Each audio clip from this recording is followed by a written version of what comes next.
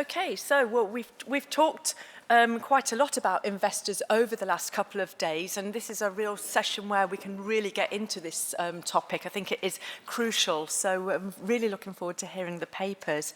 Do we have Benjamin Richardson on Skype or? Oh, hello, nice to meet you. Right, okay, so what's your name? Carol. Right, so we've got Carol representing her work with Professor Benjamin Richardson on reforming finance capitalism for sustainability. Thank you, over to you. Thank you, Charlotte. This actually isn't my joint work with Ben. This is Ben's exclusive work, and I am just providing my voice for him. So first, Ben is sorry that he can't be with you for this final meeting of the Sustainable Companies Project, but he had to travel to Australia for other academic commitments. So in his earlier contributions to the project, Ben explained how financial markets have become an increasingly significant influence on corporate environmental behavior. That influence is often negative, but it also is occasionally benign and positive, such as through the growing SRI movement. This time, he's not going to rehearse his environmental critique on the financial economy, but rather let's sketch some ideas for legal reform of the financial sector. And although there's insufficient time today to discuss possible systemic changes to the entire financial system, Ben wants us to remember that these are crucial. This is also crucial if we are to have sustainable development. So, as you may recall from Ben's earlier talks and papers for the project, fiduciary law can be a significant obstacle to SRI, especially in institutional funds such as pension funds, which are governed on the assumption that unadulterated financial returns is the only lawful objective to fund management. The concept of fiduciary responsibility is old, but its content is potentially adaptable. The American Law Institute's authoritative statements on trust law explain that trust investment law should reflect and accommodate current knowledge and concepts. It should avoid repeating the mistake of freezing its rules against future learning and developments. But while some positive change might ensue from more enlightened judicial interpretation of existing rules, can we really afford to wait? Hardly, right? So far, no legal action in any jurisdiction has been taken against fiduciaries for failure to invest responsibly, even in the narrow sense of failing to consider financially material, environmental, or social factors. In a few jurisdictions, such as Britain and Australia, modest statutory reforms have begun to tinker with the regulatory context of SRI while leaving fiduciary and trust law unchanged. These reforms favor economic incentive and informational policy instruments to stimulate SRI, but leave investors with discretion to make the ultimate decisions. These instruments don't require policy consensus concerning what is ethical or socially responsible. Instead, they procedurally shape investment decisions, thereby ostensibly providing more transparency and accountability and hopefully real change. But the reality so far is less encouraging. Mandated disclosures sometimes entail vague, perfunctory statements that do not illuminate how SRI decisions are affected or their ultimate impacts. Process standards have rarely extended to democratizing investment policymaking, which remains dominated by fund managers, investment consultants, and other so-called experts. Economic incentives to alter the cost-benefit calculations of financiers in favor of sustainable development are also on the menu, and the lead example of this is the Netherlands Green Project Directive. Mandatory performance standards for SRI are actually rare. Belgium, for example, prohibits investing in companies that produce or distribute cluster bombs. Some US states ban investing in Sudan because of its poor human rights record. And a few states, notably Norway, France, and New Zealand, oblige their sovereign wealth funds to invest ethically without being overly prescriptive about what that should entail. Overall, the foregoing reforms suffer from being too ad hoc in targeting specific actors or SRI issues, rather than providing a comprehensive standard for promoting SRI. So what else should be done? Lots can be said, and the following remarks sort of speak on to two specific reforms of particular importance. So reform number one.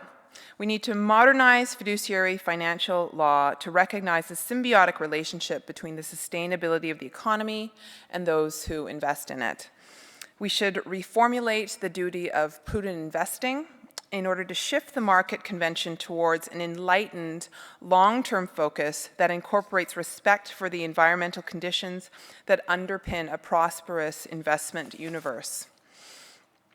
Ben's proposal is for a revised fiduciary obligation that would require trustees and fund managers to act primarily in the long-term interests of fund members.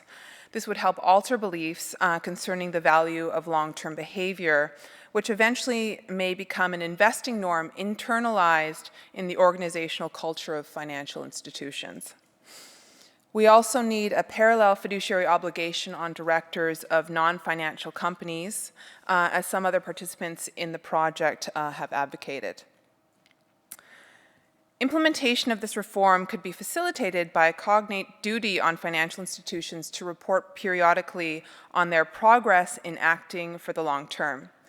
Trustees of funds would report on their environmental impacts and performance, including active steps to reduce the risk of harm.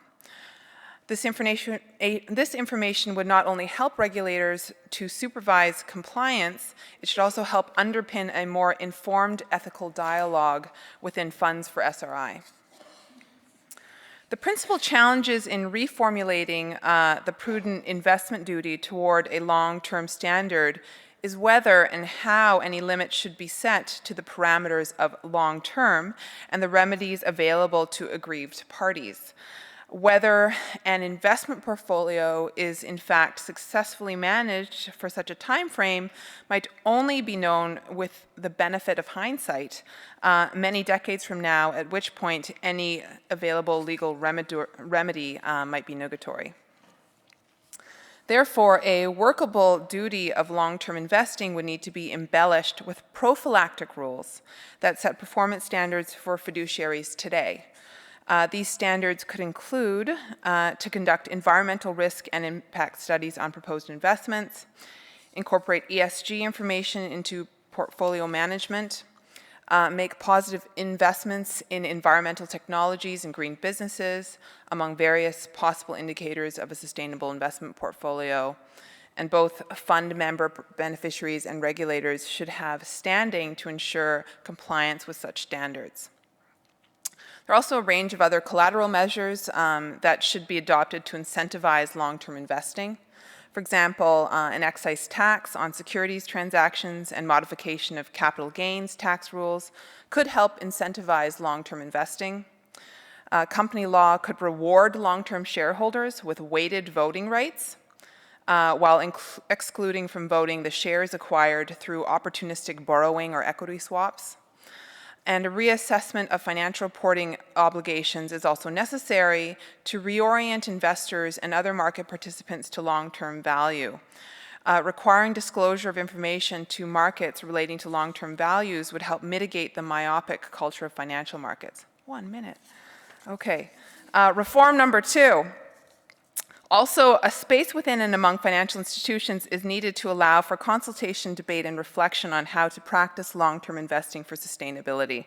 The hallmarks of good prudential investing should include such consultative processes in the same manner that investors increasingly see engagement and dialogue with their portfolio companies as best fiduciary practice.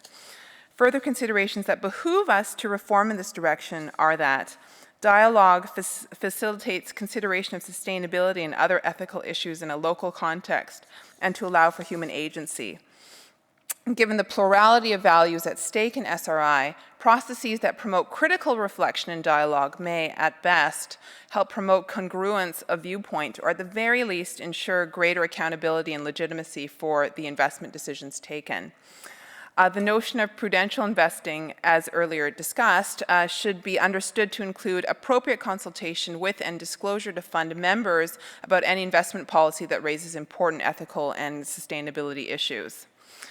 It would be naive, of course, to expect more SRI would inevitably ensue from democratization of fund governance.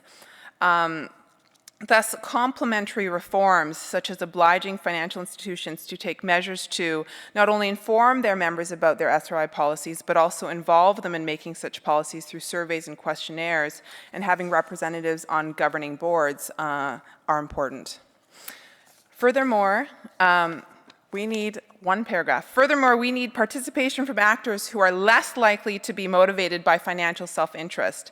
To this end, more consultative decision-making must be stimulated through the existing industry codes overseen by the UNEP Finance Initiative, UN Principles for Responsible Investing, and other collective forums. Opening these regimes to non-business stakeholders such as human rights and environmental NGOs, such as BankTrack, would be more likely to garner active participation and critical insights to strengthen SRI. There is much more to be said about this topic, and I really encourage you to read Ben's new book, Fiduciary Law and Responsible Investing in Nature's Trust, which is by Routledge, 2013. It's a fantastic book. If you have any questions, please get in touch with Ben. His email address is richardson@law.ubc.ca. Thank you so much.